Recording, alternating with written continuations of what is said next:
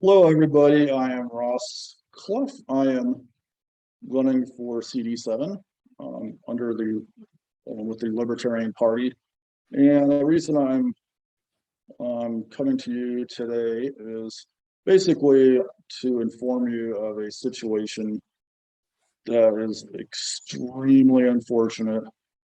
I'm hoping that this video and others like it will turn around what's happening. And what it is we are seeing some very disturbing racist and very insensitive material being put forth by several members who are saying they're libertarians, and they're very disturbing. It's hard to explain.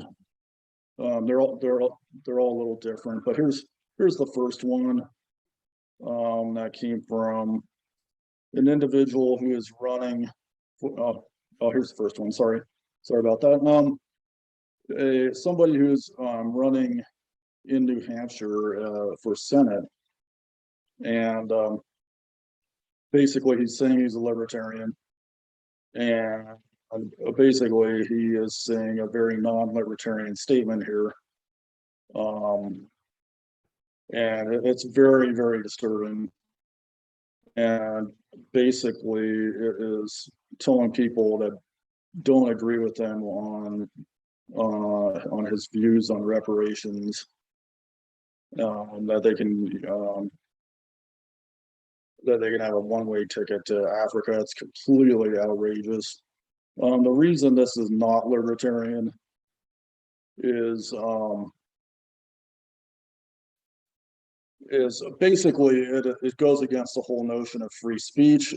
It goes against the whole notion of accepting other viewpoints, even if you agree with them or not. And actually, I'm sorry. Sure. I want to connect just for a second. And it also, there's this insensitivity to a group, and as libertarians, we don't stop speech ever. And one of the things that we have to really point out is that everybody keeps wanting to make this tweet about reparations, and it's not. This tweet is about disenfranchising and a group of people that may have an opinion about reparations. And what he has said is, you have a one-way ticket to Africa, or you can shut the F up forever. And that is not a libertarian point of view. A libertarian listens to people, listens to ideas. We have conversations, and we don't disenfranchise an entire group of people and their ideas just because we don't agree with them. That is the least libertarian thing there is. And we won't even get into the underlying racism of this comment, right? I mean, there's a whole lot wrong with this on a whole lot of social reasons, which you and I personally disagree with, but on a strictly libertarian issue, there is nothing libertarian about stopping a conversation with people who may have a politically different or socially different viewpoint than you have, right? Yeah, that's exactly right. Is that free speech means that everybody has free speech, even speech you disagree with, Jeremy Kaufman. Yeah, even and the only person who agrees with your viewpoint on everything is you. Yeah, right. And the only person who agrees with me on everything is myself. Everybody has different viewpoints, and that's just how life works.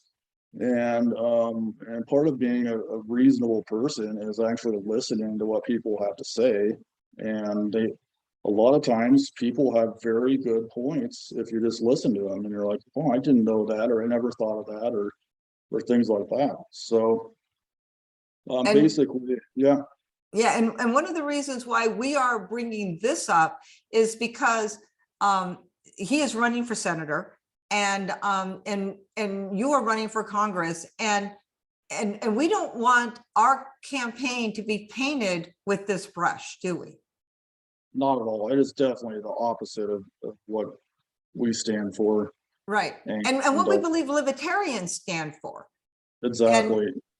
And what happened is, after he tweeted this, the Libertarian National Party got behind him and gave him a push of support, which we were embarrassed by. And exactly. so we want people in CD7 to know we are nothing. Our campaign, you are nothing like that. And if they think that is what a libertarian is, that is not even close to what you are or what your beliefs are. So they're not voting for him at all. Yeah, these kind of tweets are not libertarian at all. They're definitely not even close to anything. And that's why we're going to bring up another tweet from him, which in no way represents your views at all, which this is another one from Jeremy Kaufman. And so we want to make sure that people know that this doesn't represent you at all. And again, we're not going to get into the cultural insensitivity, because this was tweeted on the same day that the Emmett Till anti-lynching bill was passed. And this is a tweet that Vice President Harris tweeted when she was tweeting about it, and his response to it. And we're just going to stick with why it is not in any way representative of a libertarian belief. That's real simple on this one. So basically, he's referencing lynching, which obviously that's an extremely violent act, which the core principle of the Libertarian Party is the non-aggression principle. So any type of violence violates the non-aggression principle. Now, to go a little bit further on that, libertarians are also against the death penalty, and lynching happens to be the most cruel and unusual form of the death penalty that exists.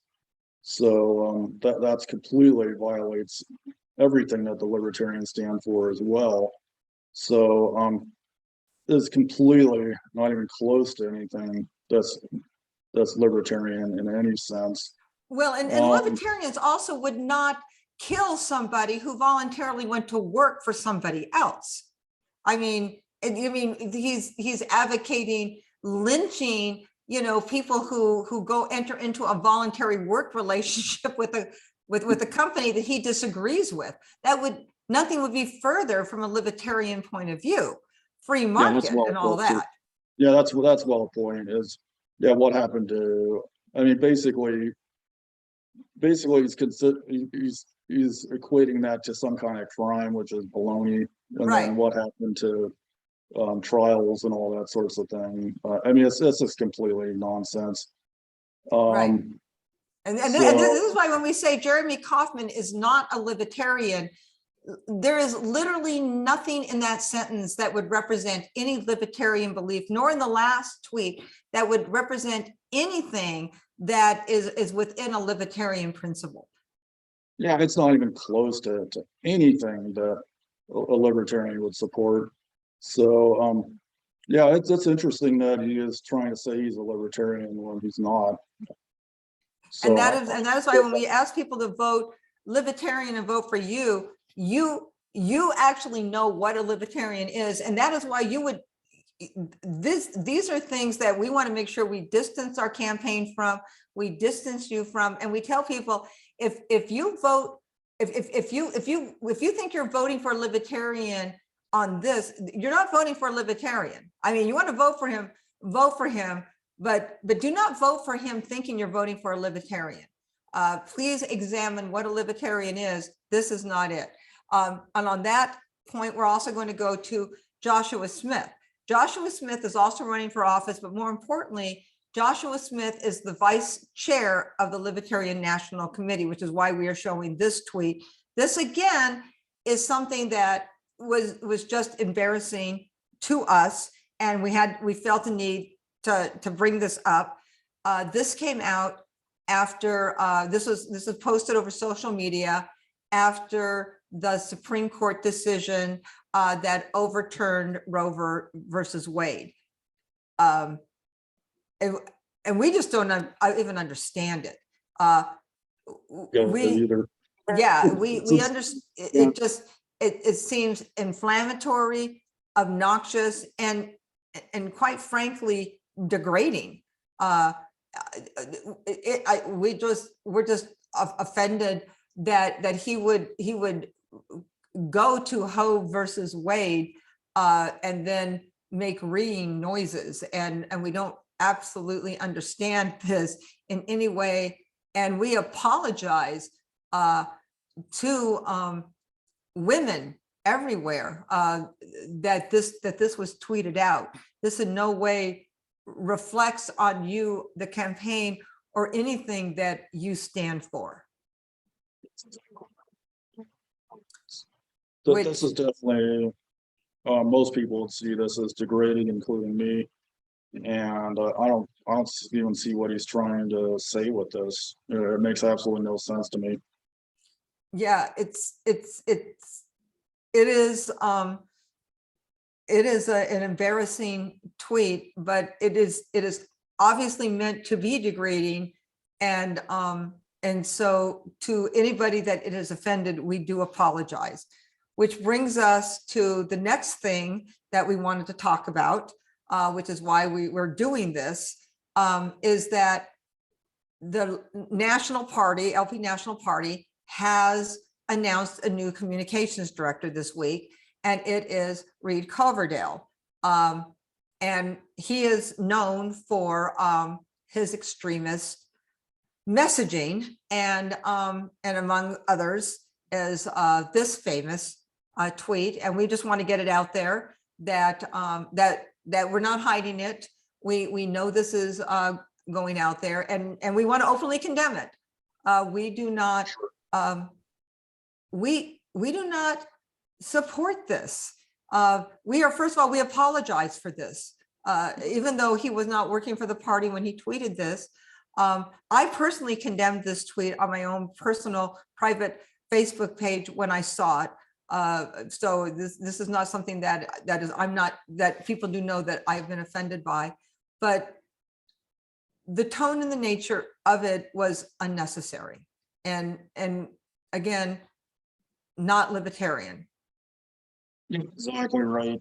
Basically, he's trying to compare two completely unrelated items, and then I think he's attempting to say the N-bomb isn't a big deal. It is. Sorry, I'm not buying that. It is right. And I said this on my Facebook page. This may come as a big surprise to Mr. Coverdale, but there are white people that have never dropped the M-bomb in their entire life, that they have been taught that this is an offensive word, and they have believed that, and they have never used it, not ever. So the fact that Joe Rogan uses it once a year is not a compliment to Joe Rogan. It's even worse. It's on his show. Right. He said it publicly on his show once a year. I have no idea what he says privately. Yeah. So again, not a compliment. Yeah, definitely not. And then he's trying to compare war, which is bad. Definitely not saying anything good about war, but it's just two completely unrelated things. It just doesn't make a whole lot of sense to be comparing them. Right. But we're kind of doing a preemptive apology because we know what he has said, and personally, I have apologized for what he has said on my personal pages. We have no idea what he's going to say now publicly, but we want people to know that we'll be supporting you, that we will not be quiet about our dislike of this kind of messaging, which I want to talk about how you feel about the edgy messaging that they the LP National says they would like to put out? And so I was at the convention and I voted against all this garbage, but basically what they're trying to say was they want to put out, I don't remember the word that they said, bold messaging is what they said, bold messaging. So I have absolutely no problem with bold messaging, completely okay, but there's a big difference between bold messaging and stupid messaging. And what we were showing you with these tweets is stupid messaging at best. That's and at worst, it's extremely racist and degrading messaging. And most of it fell under that second category. But basically, this type of messaging, all it does is it gets people angry, and rightfully so, because it's degrading. People don't like it. And if you're trying to grow the party, which you would think the leadership of the Libertarian Party would want to grow the party, we're not going to get a whole lot done with 1%. You'd think you'd want to reach out to all people, and not a small little tiny minority of fringe extremists that's less than 0.1% of the population, probably even less than that. So from a strategy perspective, it's bad. And then number two, is this the wrong thing to do? Part of being a libertarian is actually treating people with respect, everybody. I mean, if you read the Constitution, it says we the people. It doesn't say we the people that agree with me, or we the people that look like me, or we the people that have the same religion as me. It doesn't say any of that. It says we the people. It's all the people. It's not just who they're trying to, who they think's going to agree with them or whatever. So it just goes against a lot, or almost everything that the Libertarian Party stands for. And You know, and one of the things that you know, I hear a lot of is that we want a big tent, right? The Libertarian Party wants a big tent, but then we see this type of messaging, and all I can think of is, well, we couldn't have a smaller tent with this type of messaging, because who would get under this tent, right? Because when you have messaging like this, you automatically exclude everybody who you're attacking with this messaging.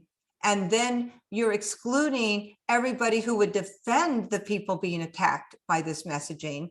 And then the people that you think you're attracting with this messaging, you're actually offending them by saying, we think that this is the only way we can attract you is by having this kind of messaging, because we're going to use the lowest denominator to attract you, because we don't think we can attract you on a higher level. So it's like, you're not bringing a big tent, you're actually bringing a very small tent. I don't think it's a good strategy. I think it's a horrible strategy. And I think very small thinkers use that kind of strategy. And I don't think they should be running the door to the tent. It's extremely bad strategy.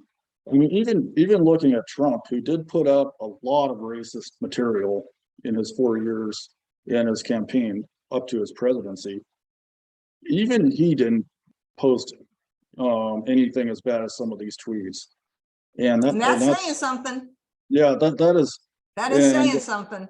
And that is something that if I was supporting this messaging, I would not be proud of that. Yeah, worse material than Trump. Now, if you look at Trump, when he was successful, he was talking about the economy. He's talking about jobs. He's talking about the economy and things like that. When he's unsuccessful, he's dividing people.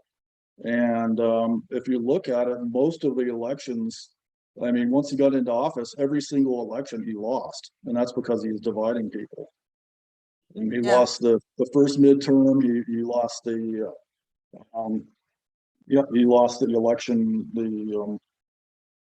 election as presidency, which he could have easily won if he actually Well, actually had a I better mean, so strategy. let's talk about this for a second, because the one thing that it seemed that most everybody agreed on, except for like some really hardcore fanatics, most everybody seemed to agree on is that they hated his messaging. Right. I mean, most people said, I wish he'd tweet less, right? Even Sean Hannity said that, and he was one of Trump's supporters. But most everybody agreed that they hated the way Donald Trump messaged his ardent Oh, it's supporters. awful. Yeah, Right. terrible. Yeah. Right. Yeah. Because the way he messaged was horrible. It was divisive. It was horrible, and it was mean. And I see some people in our party trying to be, the poor man's Donald Trump. I mean, they're not even doing a good impersonation of him. And it's embarrassing. And asking them to stop, it's almost like they want to walk down that same road, and we're standing here watching them in horror, and they don't understand how humiliated all of us are. And so we want to say, you're humiliating us, but not only are we going to say you're humiliating us, we're saying you're humiliating us, and we're not you, and please nobody think that. Yeah, this is not libertarian behavior at Yeah. all. And it's you got a handful of people that think they're libertarians that are putting this stuff out, and it is not libertarian. Hopefully, these type of videos, hopefully they'll actually listen to us and other people that are saying the same thing. And what they need to do is, number one, they need to stop putting out this divisive garbage that, well, actually, number one, what they need to do is they need to change their thinking on, if they actually believe this, they have to change their thinking. I mean, if they change their thinking, they'll stop putting out this divisive garbage. But if they actually believe this, they need group. they need to get in some libertarian group therapy and find out what is emotionally going on with them, because this is not libertarianism. So they need to change their thinking. That's exactly right. So yeah, that's number one. And then number two, they need to apologize, because these are extremely insensitive, degrading, and it's divisive social media tweets and posts. It's unnecessary. And it does, it's unnecessary. It does absolutely no good. It harms the party. It doesn't help. It completely harms the party. It's driving people away. And it makes it hard for anybody to, I mean, basically, it's a situation where I'm not just getting no help from National right now, I'm getting negative help from National, because this is. Thank you. It's like the economy. I mean, let's compare it to the economy. It's not just inflation. It's inflation, and that my paycheck is not keeping up with it. So it's like a negative impact on me. So it's when we're talking about like how the economy is affecting us, it's like I'm losing money every month. And that is what the Libertarian Party is doing to us. And these tweets and this messaging is like, we're not even on a level playing field. You are literally losing the race for us. We're having to regain what you lost for us. We're having to undo damage that you're doing to us. And it's not just our race, it's other races. It's pretty much every race in the country. Yeah. The candidates are having to face this completely idiotic messaging from National and a couple Looney Tunes in a couple other states, like Jeremy Kaufman. And it's really causing some problems. And this is a year where we should be able to make some headway, because we have two parties that are racking up record debts and deficits. They continue spending more and more money with no end in sight. I was just looking today, have a bill that passed the Senate, 72 billion for semiconductor companies, a handout to semiconductor companies that don't need it, 72 billion in taxpayer money. And it's only 72 billion. They're getting better at this. yeah, The yeah, last like, time we I talked, mean, they were in the billions. So they could do a tweet on woohoo, that. they're Man. watching your 72 money. billion. So they're giving 72 billion to semiconductor companies. There's absolutely nothing in the Constitution that authorizes that. It says, oh yes, federal government authorized uses to give a handout of 72 billion to semiconductors. That's not in there. Just out of curiosity, what does a semiconductor company do? It's basically the chips that go into like computers and cell phones and those sorts of things. Wait. That's the stuff that spies on us, right? Oh yeah. Yep. Oh, okay. Yeah. Maybe that's why they're doing it. Was that the spying hearing? Maybe that's why they're doing it. Like, look at these 72 billion. So they put can in this spy on us. technology. Yeah, just add this stuff into the semiconductors so you could spy on them. And I don't know if that's true or not, but But let's go ahead and spread that rumor.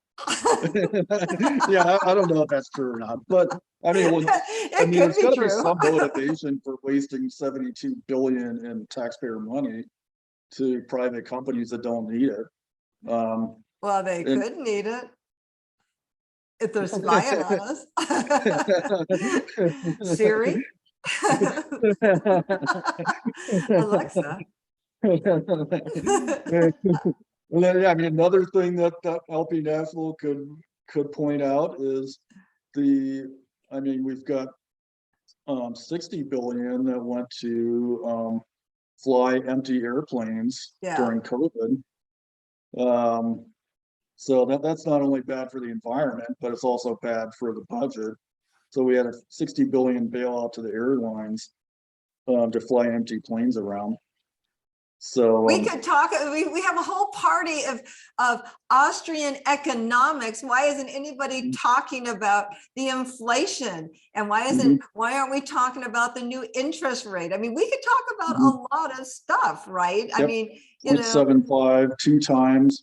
It's because of inflation. Yeah. I mean, let's put all our economic, all of our economists together, and let's work out a good economic plan that we can give our candidates to campaign on. That would be helpful to our campaign. No, we know the economy works. Right, because the economy, stupid, right? The libertarians are all about the economy. Why are they putting out these obnoxious social messaging? This is our year, right? I mean, the economy is tanking. We are literally a party built on economists, and they are putting out dumb tweets. They are promoting, wokeness. It's like, are you insane? Yes. I mean, if you're not playing to your strength, you have no right running a political party. However, you are a genius because you've been running on the economy. You've been running on your civil engineer. Let's get in there and fix it, right? I mean, that's what you're about. Yeah, exactly. You're reading the bills. You're listening to the hearings. You're actually learning the job. Exactly. This is what Jeremy Kauffman should be doing. He should be learning his job. Exactly. Yeah. The Senate has more responsibilities than Congress. I mean, they're looking at Supreme Court justices. They're looking at all the presidential nominations. I mean, it's way harder. Judges, all that. You take Congress and you multiply it by like 3. That's what the Senate does. So, so we should be telling our, like this should be the year of the libertarian. We should be promoting, how smart our people are. We should be promoting how qualified our people are. We should be promoting that we have, engineers and economists and people that actually understand bills and legislations and things like that. I mean, if all you know how to do is tweet, then you're not qualified to work for the American people in something like as a senator or as a congressman.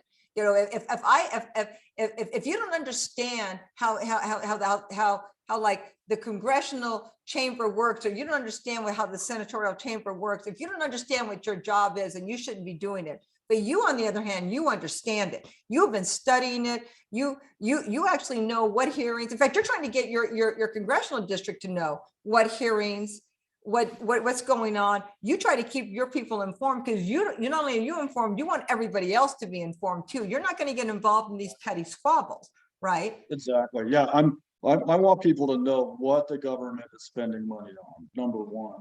Yeah. And then what their them Congress is doing when they're there. Yeah, well, yeah, what bills, what legislation are they putting forward, and what are they spending money on? And I want the people to tell me. I mean, obviously, spending 60 billion to fly empty airplanes is a waste of money, but that's obvious. Yeah, I think some we're of all them in might be agreement on that one. Unless you're flying in that plane, then you're awesome, styling. yeah. Like, this is the best plane trip ever.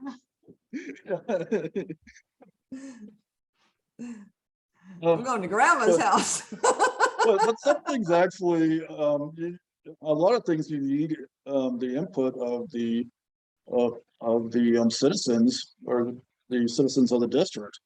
And it could be some things, there are legitimate arguments on both sides. And a lot of things, that's true. And it might be the kind of thing where, okay, maybe it's worth it to spend some money on this, but we got to cut somewhere else or whatever. And that's where knowing what's important for the district is crucial.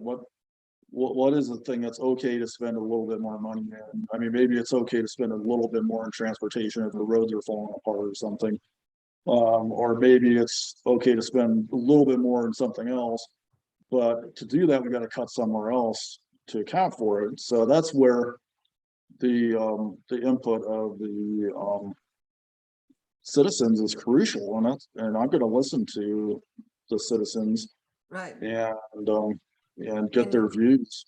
So, right, because you're going to know, because you're going to know what your job is, and you're going to understand how to translate that so that the people in CD7 know what your job is, and so they'll know how to be, good employers, because that's really what CD7 is you're working for them, and you're going to be briefing them on what you're doing, and so that they can make decisions to be represented. And that's actually what what we believe the Libertarian Party should be concentrating on, in being, well, and who we believe the Libertarian Party is, that this is who we are as a party, that we are a party that actually does the work, that understands how to govern, and we should be governing. We shouldn't be involved in these, stupid culture wars, and getting drugged down into the mud like this is not where we are going to be in this campaign. This is embarrassing to us, and we're not going to be embarrassed. And so we're not getting drugged down in it. We apologize to our district for this. This isn't who we are. Yeah, and we're exactly. not going to be part of it. Yeah, we have absolutely no part of any of that. And that's not what we're working on with this campaign. We want to help people. We know people are getting hurt with this economy, with the inflation, with the taxes, with your retirement funds that are just getting creamed. We're not only getting hit by the stock market going down, but also with the inflation. And it's actually the stock market went up today. Oh, amazing. But people don't know it, but we're actually filming this on Wednesday, but because we're releasing this on Friday, but yeah, that the stock market went up. Wow, that's amazing. Yeah, I don't know what it's going to look like on Friday. On Friday, watch the whole thing crashes to bits. Yeah, what would be interesting to see if any kind of sustained rally can come out of this. But yeah, we're getting creamed on like every front. So the inflation is making our paychecks worth less. We're getting creamed with our retirement accounts because inflation's making that worth less. And then the stock market's doing absolutely nothing except generally going down. So we're losing there. And then we're getting hit with higher taxes because guess what? When inflation's higher, we're paying more sales tax, we're paying more property tax, we just name the tax, we're paying more. Sometimes we're getting hit, put in higher tax brackets. I mean, it's just all over the place. We're getting hit with extra taxes. And then you have the supply chain problems on top of that. So, and that's affecting a lot of people, like the formula shortage just recently. So anybody with a young kid, it's a huge problem. You just can't find baby formula unless you had a huge stockpile stored up. You're pretty much screwed. So so things like that aren't helping either. And then to make it even worse, you got a housing crisis on top of that, and interest rates. Oh my gosh, wait, I had to So- talk to you about the housing prices. Did you hear about Broomfield? That there was a bill, it's got nothing to do with Congress, but I'm just throwing this in, that they were trying to pass a thing that was going to make all new builds, and I don't know where this went, but I saw this today, that they're trying to do a thing that makes all new builds include thing for electric plugins for electric vehicles. Did you see that? That's ridiculous. Yeah, no, and like they're arguing because they're like, well, not everybody can afford a Tesla, and I immediately thought of you because they were like, some families I can't afford actually a Tesla, need like a van. I can't afford a Tesla, I'll tell you right now. Well, they were like, well, some families actually need, because they were like, well, some families actually need a minivan, and I thought, oh, how big is a Tesla? Because I can't afford a Tesla. So I haven't seen the Tesla is. minivan around yet, so maybe they're coming out with that one next. I'm not sure, but Yeah. But okay, here's the thing with electric plugins. My mom has a plug-in Prius. Oh, wait, forget to ask you, is an electric plug-in zero emissions? Yeah, it's not quite zero emission. Well, it's not zero emission, but it's low emission. So it's a plug-in. So how it works is it just uses a regular plug outlet that you plug into the wall, and it charges, I think it's like 28 miles of charge. So what that does is most of the time, with that system, you can run on full electric. But what's good about it is, let's say there's a blackout or whatever, or the power's out, or who knows what. It also runs on gas as a hybrid vehicle, and it still gets like close to 50 miles per gallon going entirely on gas mode. So basically it's pretty versatile vehicle, and you don't need a special plug to use it. It just uses a regular outlet, which is nice. So there's a lot of options out there. So them mandating the 220 volt faster charger on a new house, all that does is it drives up housing costs, and it makes it so the lower income people can't afford housing. So it basically hurts the lower income. Hold up a second. I see, I automatically thought you needed a special plug-in. You don't need a special plug-in? For a lot of the plugins, you don't. Like the RAV4 plugin and the Prius plugin just use regular plugs. And then the Chevy Volt that used to be out, that's just a regular plug. I think that has like a 40-mile range. So a lot of them don't need it.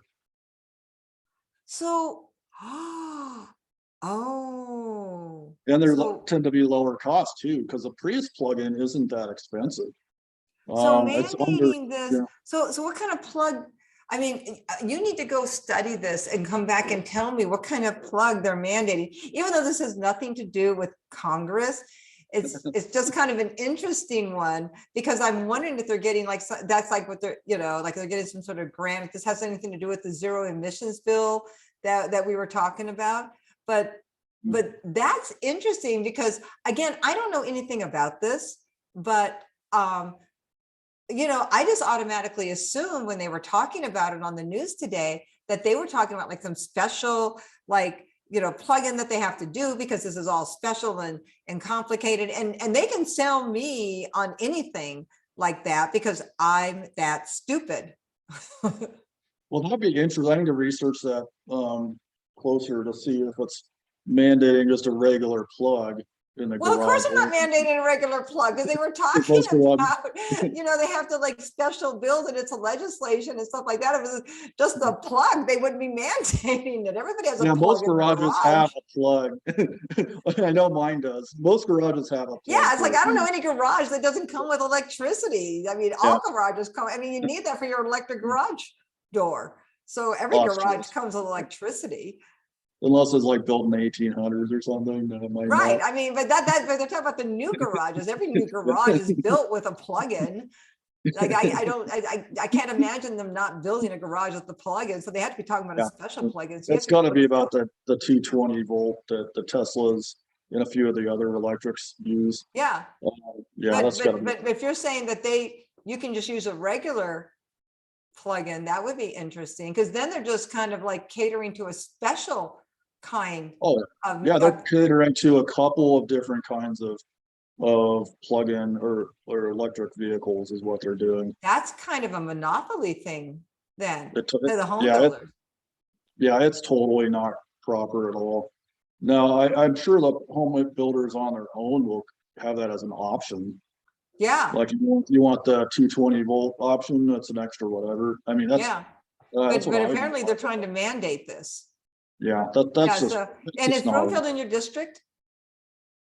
I don't think it's close. It's close to the district. Yeah. That's something you need to look at. Yeah, That's your homework assignment. Yeah, I will look into that for sure. That's a terrible time to be doing that.